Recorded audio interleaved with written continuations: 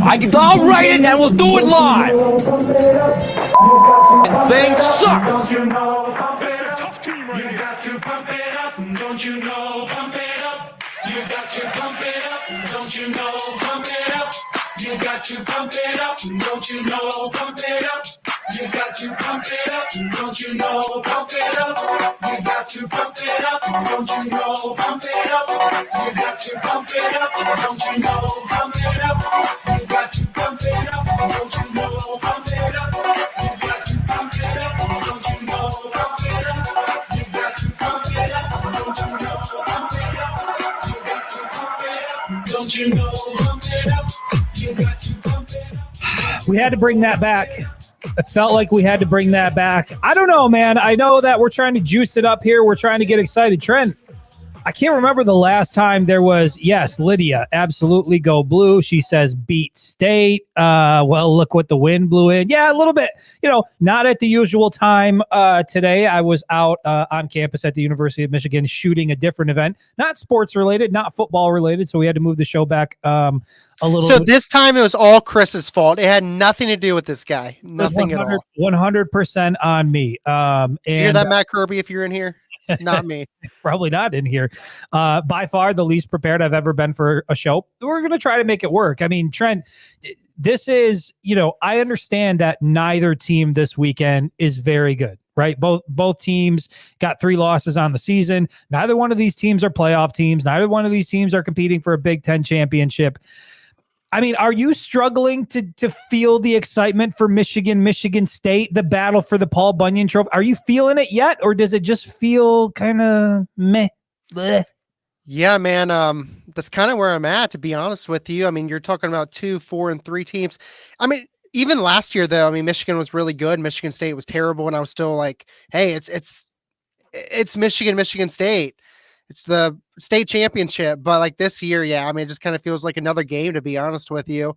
I mean, look where we're at here. Michigan gets a primetime game, 7:30, and they're not even the NBC game this week. They are regulated to Big Ten Network for the Michigan State game. Like that's where we're at. That just tells you everything you need to know, man. It's a snooze. I know you're excited about it. Another 7:30 game. I mean, you have the love it. 2.5 hour drive. Trent, we've talked about this before. He lives down in Ohio for some odd reason. He made a decision to do that, but he lives down in Ohio. He makes a 2.5 hour drive every weekend to come up here to Ann Arbor. And then by the time these games get out, you're at the big house probably until 11 midnight or so by the time you finally leave. And it makes for a long night, and then it makes for an even longer night when both programs aren't doing well. Trent, I was interested in this, and I don't know if a lot of people saw this. Somebody had put it out on social media the other day, but how many previous head football coaches at the University of Michigan have lost their first game to the Michigan State Spartans? I didn't realize it was this bad, but you got to go all the way back to the 1940s when the last time is a Michigan head football coach won their first game against Michigan State Spartans. Here's the coaches who have not done it. Jim Harbaugh lost his first game against Michigan State in 2015. He lost 27-23. Brady Hoke lost his first game against Michigan State, 25-14. That was in 2011. Rich Rodriguez lost his first game against Michigan State, 35-21 in 2008. Lloyd Carr lost his first game against the Spartans in 1995. That was 28-25. Gary Moeller in 1990 lost 28-27. Just a heartbreaker. Bo Schembechler, the great Bo Schembechler, lost his first game against the Michigan State Spartans 23-12, and then Bump Elliott in 1959 lost to the Spartans 34-8. So, I mean, not necessarily the most encouraging information you can have out there. Do you think that Sharon Moore is the first in a long line of Michigan head coaches to really buck this trend and change things? And on top of that, does it matter? Doesn't matter if Sharon Moore and the Michigan Wolverines win this weekend. And if it does, why? Because I get the sense that win or lose, people already feel the way they feel. And I don't know that this game is going to change it. So does Sharon Moore change it, and does it matter? Well, I'm not gonna say yet if I think he's going to win or not, because that'll come a little bit later. But I do think it matters. I think that the way the fan base feels right now, if you drop this game on Saturday, it gets so much worse. I mean, coming into the season, nobody, maybe Michigan State fans, but nobody else thought that Michigan State could come close to competing with Michigan this season. You're talking about Michigan State was supposed to be in a full rebuild mode. They kind of are, but so is Michigan. And if you drop this game, because Big Ten championship is out of the question, college football playoff is out of the question. The only goals that you have remaining if you're Michigan and Sherrone Moore is to try to beat your rivals. And Michigan State, I feel like, is a must-win game this weekend for Sherrone Moore and the Wolverines. Now, I don't think that if he loses, he's going to get fired, but I think you're talking about, the heat's really going to come down on Moore in this program if they lose this game. I agree. I guess what I mean when I say doesn't matter, it's like, you get the sense that, yes, if he loses, the heat that's already turned up is just going to turn up higher. But I feel like if Michigan beats Michigan State this weekend, I don't know how much it's going to change in terms of how a good portion of the fan base already feels. Like, if you think Sherrone Moore, if you're, among that group of fans that already believes Sherrone Moore should be fired, a win against a 3-loss Michigan State team at this point isn't really going to, I don't think that's really going to change your mind much, right? So, like, the only thing riding on it is keeping the heat from turning up even higher. But I guess what I'm trying to say is I don't think there's any way that a win changes the minds of a certain segment of this fan base and what they believe. I mean, how it looks matter? Like, if it looks dominant, if they look like they can play a complete game of football, if they look like they can, throw the ball and they actually have a quarterback and maybe it looks decent through the air, does the way it look maybe take down the heat a little bit if Michigan can get a win and look good against rival Spartans? I mean, sure, if Michigan goes out and wins by 20 points and they do look dominant, something we've been hoping to see now for 7 games. And yeah, I think that makes you feel maybe a little more optimistic. It makes you feel good that you just beat your rival, but in the grand scheme of things, it doesn't matter for this season.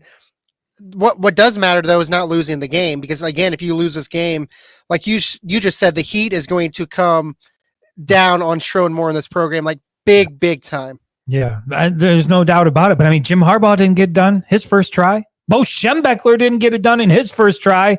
But it certainly feels like, in college football, every game, especially, at some of these bigger programs like at Bama's, Ohio State, the University of Michigan, every game feels like it's a must-win game. Like, it's never okay to lose a football game. But given the way that this has played out, and, again, you talk about Michigan, we know that the playoffs off the table. We know the conference championship is off the table. But when you look at the remainder of the schedule and you look at this game in particular, if you don't win this game, it's hard to see any sort of pathway to becoming bowl eligible. And I do think that's a nightmare scenario for Sherrone Moore in his first year as head coach. If this team goes out and you don't even qualify for a bowl game in year 1, I've said it before, I don't think there's any scenario where he's not going to be back for a second year, but certainly starting your first year off without qualifying for a bowl game, that would be bad. And then you add a loss to Michigan State on top of it. It very much feels like a must win, but it feels like a must win because the alternative, you lose this football game, the pitchforks are already out. There's already people calling for your job.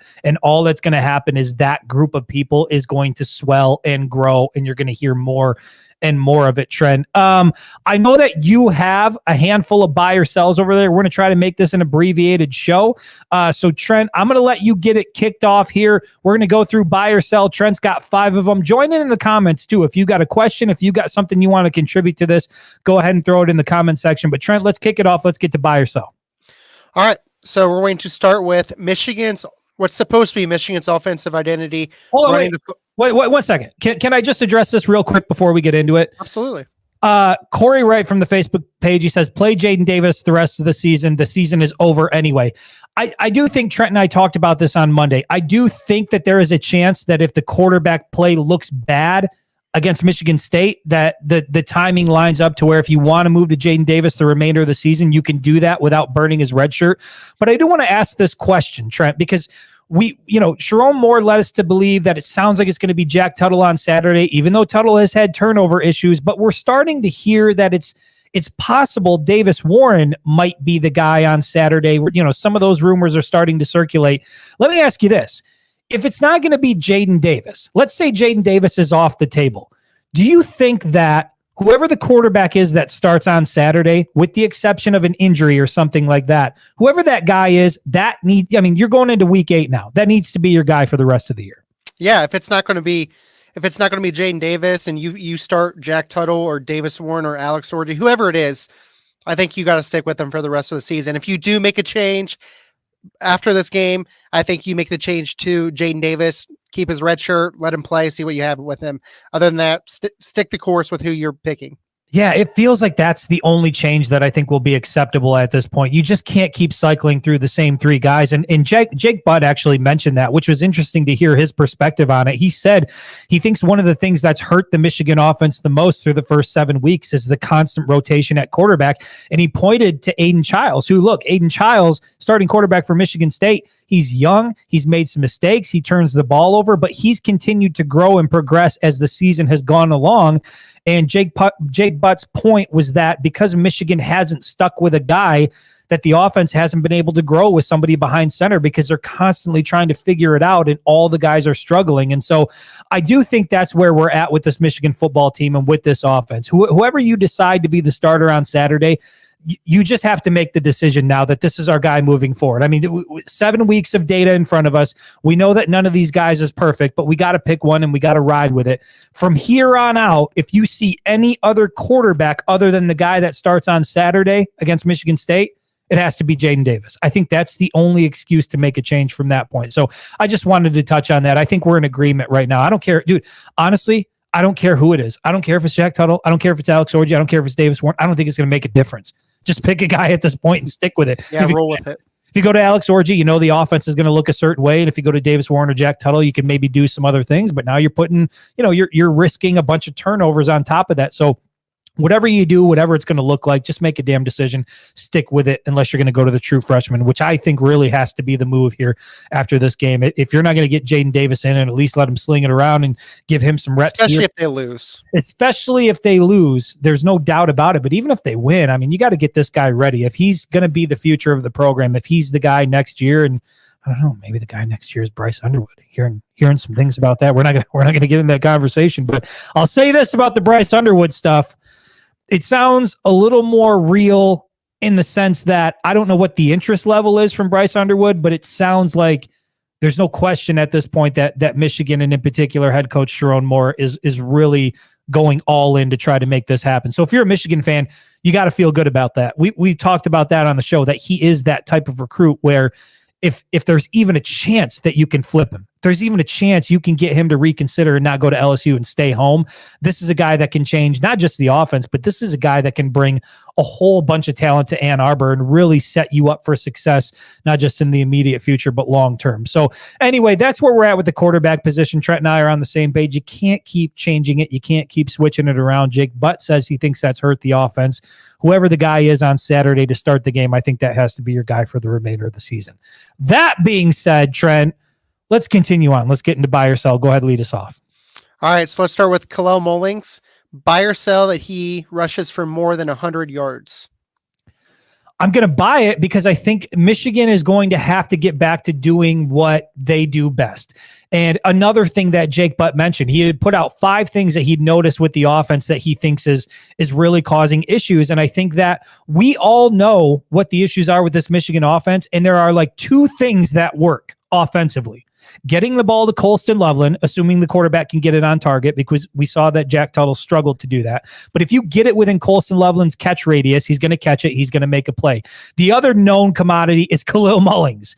This guy needs to carry the ball. If you want to continue to swap out with Donovan Edwards and Kalel Mullings, fine. But Kalel Mullings needs to get the lion's share of the carries. He needs to start the game. He's got to be your bell cow. And I think that if Michigan is going to win this game on Saturday, they're going to have to do it playing ground and pound. They're going to have to do it by winning in the trenches, and they're going to have to do it by leaning on Kalel Mullings in the rushing attack. So I will certainly buy over 100 yards. Dude, if Kalel Mullings has less than 100 yards on Saturday, I don't think Michigan wins a football game. Yeah, it probably doesn't bode well for them. I'm right there with you. I think Michigan, going back to Jack Tuttle against Washington, and then especially last week, they tried to show that they could throw the football. While it's still a struggle, I think you need to really hone in on what you are good at, which is running the football, especially with Khalil Mullings at running back. Yeah, like you said, if you want to bring in Donovan Edwards, that's fine. Change of pace, do different things with him. But you have to lean in on Khalil Mullings as your lead back. He didn't start last week. He's going to start this week, I'm sure. And just keep running the football. I think that's going to be your only way that you win this game is to play turnover-free ball. Don't throw the football unless you have to, and just keep running with Mullings. That sounds a hell of a lot like you're advocating for Alex Orji to be the quarterback. Don't throw the ball unless you absolutely have to. Run the hell out of it and hope that you can beat him in the trenches. We talked about it before. Put in Alex Orji, bring in Donovan Edwards, have Khalil Mullings, those two guys on the field at the same time. Like, just hammer away. I saw this question come in, Trent. I don't know if you want to tackle this and just give a really quick response to this. We've been on the Jaden Davis thing for a while now. Leonard from the Facebook page, he says, why bring in Jaden Davis now, especially if he's not ready? The offensive line is trash and it would only ruin his confidence. What do you say to people that say, look, the offensive line isn't good and you're going to ruin this kid's confidence? Yeah, I mean, maybe so, but I don't know that that's the case. You're talking about the future for Michigan football right now. And like Chris and I have talked about, Tuttle, Davis Warren, Alex Orji, they are not going to be the starting quarterback in Michigan next season. The only guy on this roster that could be is Jaden Davis. And when you're thinking about the 2025 Michigan Wolverines, if this guy is not going to be ready, if he's not ready now, you're going to have to really go into the transfer portal and find that elite guy. But if you do give him a chance and he does look good with the opportunity, well, then maybe you don't go after that Dylan Gabriel type quarterback in the transfer portal. You can kind of bring in more of a game manager to back Jaden Davis up. But if Jaden Davis is not the answer, you have to go find the best of the best in the portal. Yeah, 100% agree. We've talked about it before. And Leonard, I guess where I'm at with this, listen, if what you're saying with Jaden Davis is that, playing him would somehow ruin his confidence, if you truly think that's the case, and if that is the reality with playing him, then to me, he's not the guy.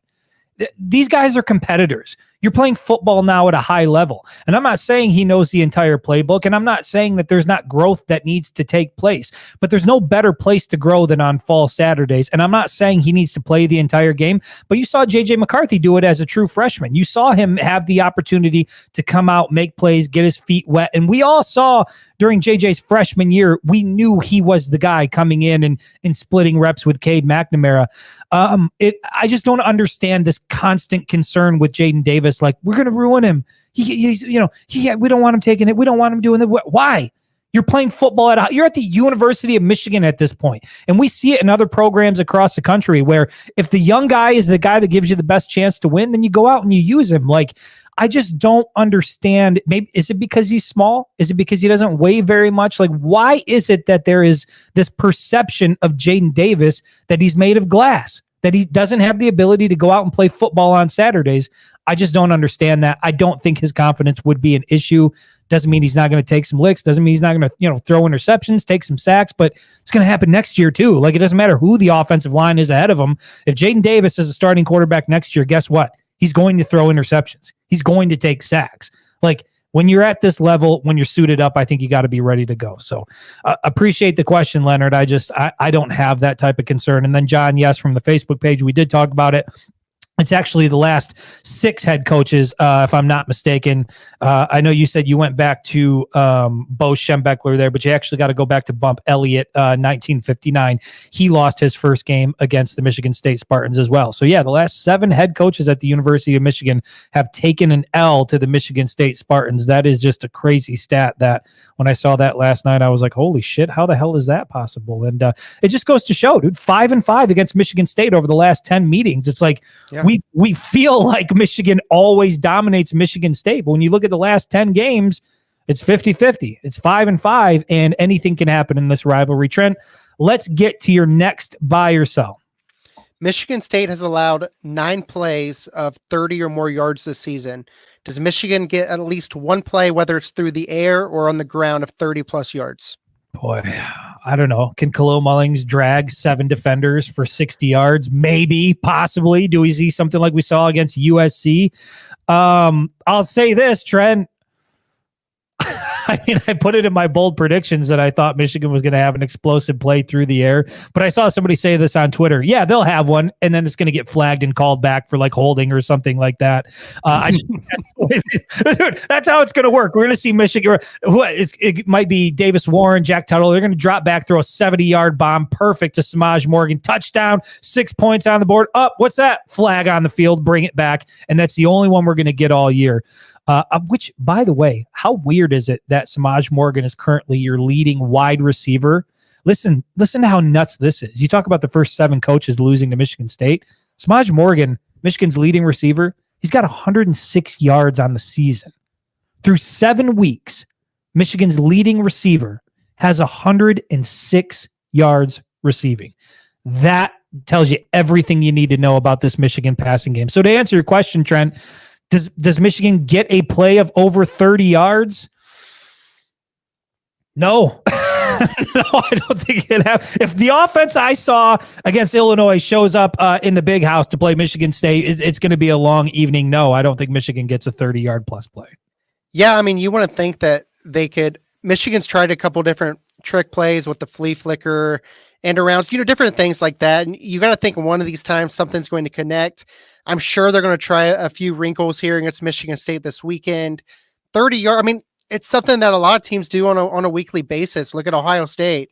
Look at all these other dominant offensive teams here. But I agree with you. I definitely lean towards it not happening, especially if I think that Michigan's going to really try to hone in on running the football. I think you're looking at a lot of 4, 5, 6 yard plays, and whether or not Donovan Edwards or Mullings breaks one or not, I don't know, but you'd have to probably, if you're putting money on it, you're probably definitely looking at no.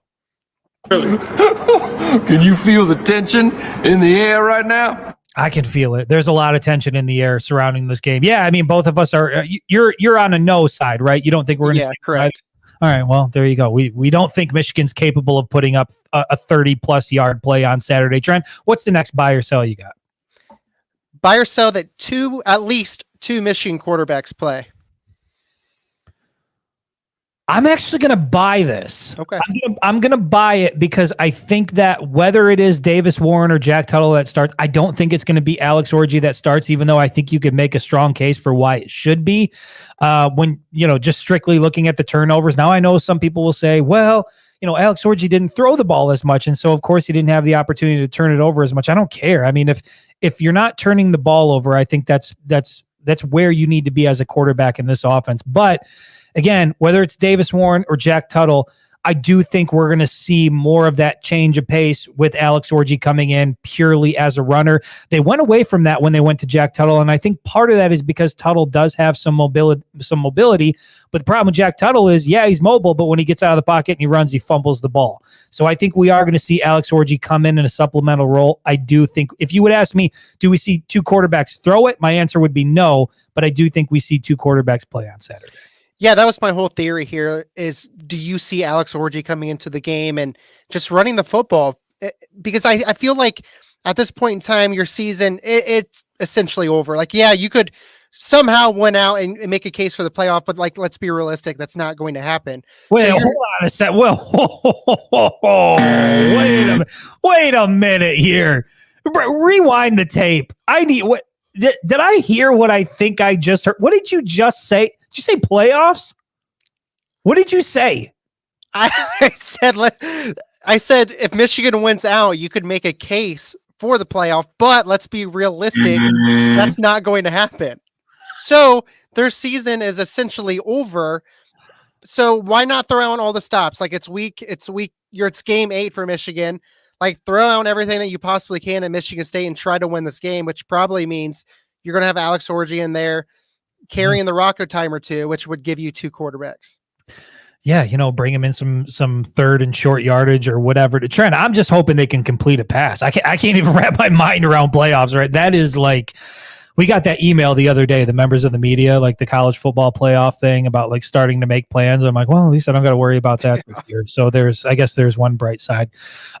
Trent, let's go to, what number are you on? Is this your third or fourth? This is my fourth. Let's go to number 4, buy or sell. All right, so we're looking at we're flipping the script here, and we're looking at Michigan State's offense, in particular, Aiden Childs.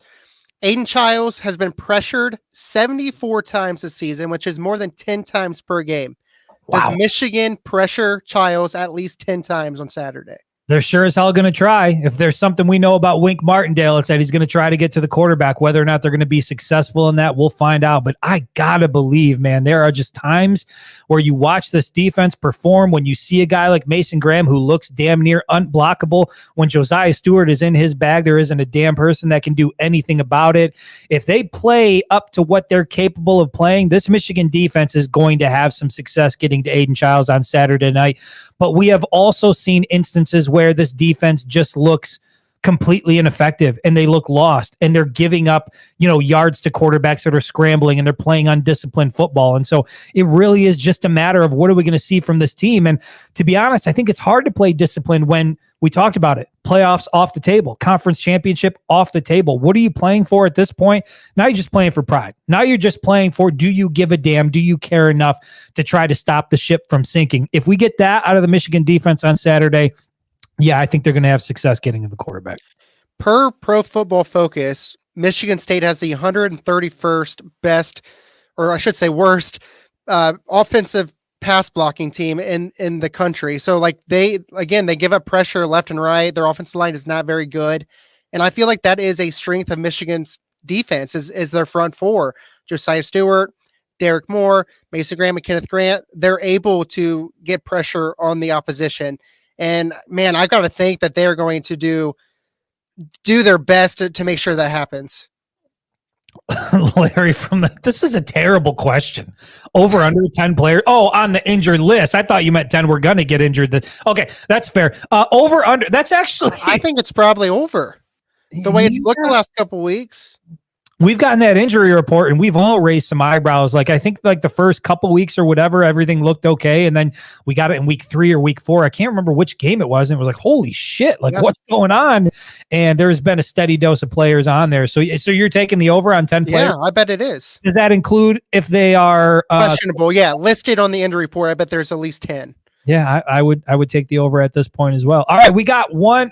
Brandon Bain says you should definitely give them the speech before the game. That's a tough ask, man. But again, it's Michigan State. You guys, I get it. Everybody wants to go to the NFL. It's not going the way you want it to go, but it's just about how much do you give a shit at this point. And we'll find out on Saturday. Trent, let's get to your last buy or sell. Hit me with it. Sticking with Aiden Childs. He has 15 turnovers in 7 games. He has 11 interceptions and 4 fumbles. Does he turn the ball over at least 2 times against Michigan? So he has as many turnovers individually as the Michigan quarterbacks have combined. Yes. If I'm hearing that correctly. He is very turnover prone. Very turnover. What was the question? Does he have what? Have at least 2 turnovers.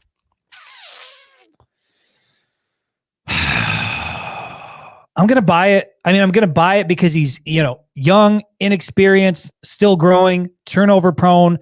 You add in a highly active defense, a guy like Wink Martindale, who's going to want to throw the kitchen sink at a guy like that and try to get him rattled. 2 turnovers. You didn't say 2 interceptions, right? You just said nope, turnovers. Yep. Yeah, I think you can get a pick out of it, and I think if you can flush him out of the pocket and get a good hit on him, you can force a fumble there. So I don't know, man. I'll buy it because I think that's really the thing that we've seen it from this defense before. If Will Johnson doesn't get a pick 6 against USC, they don't win that football game. And I think we have seen that it's going to be a requirement of this Michigan defense to at least come up with some big plays. I don't know if they're putting points on the board, but they're going to have to come up with some big plays in order for Michigan to win this game, assuming the offense doesn't make very big strides. So I'll say, yeah, give me the 2 turnovers from Childs on Saturday. Yeah, this kind of goes back to my previous one of pressuring Childs. He has thrown 7 of his interceptions when he's pressured. So he gets happy feet. He could make a poor throw. I think that definitely bodes well for Michigan secondary, especially if their front four can help the secondary by getting pressure on him.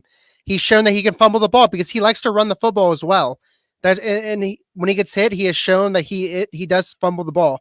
So if you get a couple of hard tackles on him, I think it's very likely that you could see 2 turnovers from Childs. Yeah, I mean, here's the question: will the secondary be in position? Will Jair Hill Yeah. be in position? Will Zeke Berry be where he needs to be? Is Makari Page ready to make a play on the ball? Like that is, I think that's a big part of what we've seen. Like the front four can get pressure and they can be disruptive, but if your secondary is constantly out of position and they're very hit or miss, it's going to lead to big plays through the air. And so that's going to be something interesting to watch because Michigan State does have some weapons at wideout. They will have the ability to do some damage if the Michigan secondary can't get its act together and find a way to make some big time plays. And it's got to be somebody other than Will Johnson. And I'm not even sure. I mean, do we see Will Johnson on Saturday? I think there's been a little bit of question about his health. Lamar Morgan made it sound like it. You know, he's probably likely to play, but I wouldn't be surprised if we didn't see him on the field on Saturday. So, yeah, man, I just think there are so many question marks, and it really is just going to be a sort of sit back and now you're just trying to figure out, you know, a game like this will tell you what you need to know about the guys on the field and about the coaching staff. How does everybody respond? Because it, like we said to open the show, it very much feels like the wind has been taken out of the sails. There is no juice. There is no electric. Dude, I can't even bring myself to talk shit with Michigan State fans because it's just, they're irrelevant. This game has no juice to it. Like, dude, like years prior, it was damn right. Do you remember how toxic it was after that whole tunnel incident? Oh my gosh. Yeah. Talking that was going, Yeah. like, I don't even really see banter back and forth. And when I do see it, it seems very forced because it's just like, you're just trying. Like there's not a lot of energy in this one. They're going to have to find a way to manufacture it in the locker room and certainly try to find a way to make it happen on the field. Do we want to get into our game predictions at this point? You're done with your buy or sell, right? Yeah, let's do it. All right, let's get into game predictions. We put out the article this afternoon on the SI site. You can go and check that out. I'm not sure if it went up on social media yet, but Trent, myself, and our other writer, Matt, this was a tough one, man, to sit down and think about how we thought this game was going to play out because it's, as we've had to do often this season, it's a matter of battling head over heart. You know, which direction are you going to go? Do you believe Michigan is capable of doing something, or do you just believe what your eyes have told you over the last 7 weeks? Trent, I'll let you kick it off. Give me your game prediction. How do you think this one's going to go, and what do you think the final score is going to be? Yeah, man, if you told me back in January after... Hold on a second. I don't know if you remember this guy. I've got to pull the audio. Trent, do you remember Spartan Dog? I don't. There was a guy, it might have been 3 years ago. It was during the Mel Tucker era for sure.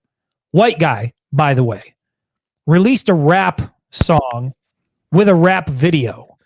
I'll pull the audio. Damn it. We should have had this ready. I'll pull it. I'll have it ready on Monday. I don't know. Spartan Dog, he probably is out there somewhere. If you're going through a drive-through this afternoon, there's a good chance you're going to run into him because there's no way he turned that into a career. Damn it. I really wish we had that audio. We don't. I'm sorry, Trent. Let's get back into it. How do you see this one playing out? So if you would have told me after the national championship, heck, even spring, that we'd be sitting here, both teams are 4-3, that Michigan State actually has a chance to be Michigan, I would have thought that was foolish, that there's no possible way. But here we are. Both teams are bad. The way I typically lean with these situations is I typically go with the home team. I no matter what anybody says, I feel like a home environment is crucial when it's a top 5 matchup, when it's a top 25 matchup, or even if it's two teams that aren't very good. I think the home atmosphere helps. It's going to be under the lights. The fans are going to be pumped, hoping to beat their rival. The other thing I look at that I think could be in Michigan's favor goes back to Aiden Childs. Like, I give Jonathan Smith all the credit in the world. This team is a lot further along than anybody thought they would be. And in fact, Aiden Childs is very intriguing. He is a good young quarterback, but he's turnover prone. Would you take him right now? Would you start? Absolutely. You'd start him for Michigan on Saturday. No question. Absolutely. Yes. Yeah. He's turnover prone. Their offensive line isn't very good. I think the strength for Michigan is its defensive line. I think that it needs to hone in on running the football, pass when it's necessary, but don't try to go out there and prove that you can throw the football and force stupid errors. I think this game comes down to who wins the turnover battle. Both teams are turnover prone. It's not just Michigan. It's not just Michigan State. I give Michigan a slight edge for being in the home team. to be quite honest with you, if this game was in East Lansing or even a neutral site, I would probably pick Michigan State. But since it's in Ann Arbor, I'm going to go 20-17 Michigan. I think that's fair. I mean, I get where you're coming from, and I agree. Like, usually in a game like this where both teams have serious issues, you know, when you have the luxury of playing in the big house, like that does give you an advantage. Here's where I'm at on this thing. I think that Michigan is going to once again be one-dimensional because they have to be. I think they are going to have to hammer it away with Khalil Mullings, and I think they're going to have. I think you said it earlier in the show. Do not throw the ball unless you absolutely have to. I think that's got to be part of the game plan on Saturday. Jake Butt said that. This Michigan offense should not be throwing it over 30 times. Yep. They don't have the quarterback to do it. They don't have the talent to do it. And you've got Khalil Mullings sitting over there who's proven that he can move the chains. The problem with being one-dimensional, Trent, and we've seen it a number of times this year, it looks okay in the first half. You can make it work. Hell, you can jump out to an early lead playing one-dimensional football in Ann Arbor. But what happens when they go into the half? What happens when they come out of the tunnel? It's a completely different ball game in the second half. The offense sputters out. They can't move the football. The defense puts itself in some bad spots.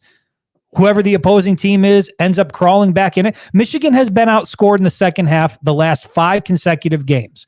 And I think it's going to be number 6 on Saturday night because they are one-dimensional. Not because they want to be. They don't have a choice. And because of that, Trent, look, after seeing what I saw against Illinois, I cannot pick this team to win another football game unless I see something different on Saturday.